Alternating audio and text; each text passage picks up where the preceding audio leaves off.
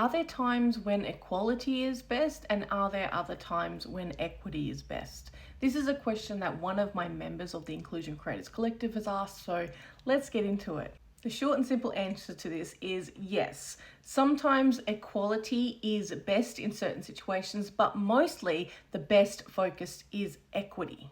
Okay, so let's go through what equality is then. It's when everyone gets the exact same resources, opportunities, and treatment. For an example, you give everyone at your next in-person event the same seat, the same food, and the same price point. While this sounds fair, it assumes that everyone is starting from the same place, which simply isn't true.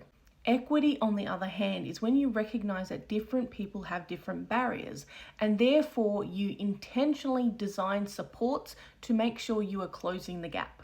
So as an equitable example of that in-person event that you're organizing, you would have wheelchair access, you would have different types of food options to cover different cultures and different dietary requirements, and you would have things like scholarships to make sure that people are in the room who may not otherwise have access to be there.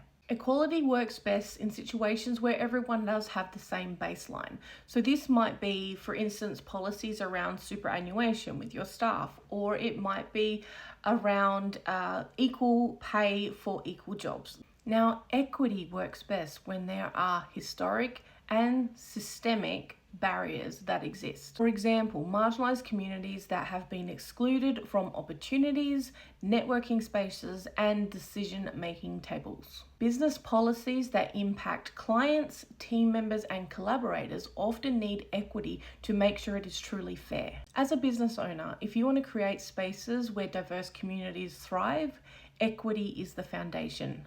Equality simply isn't enough.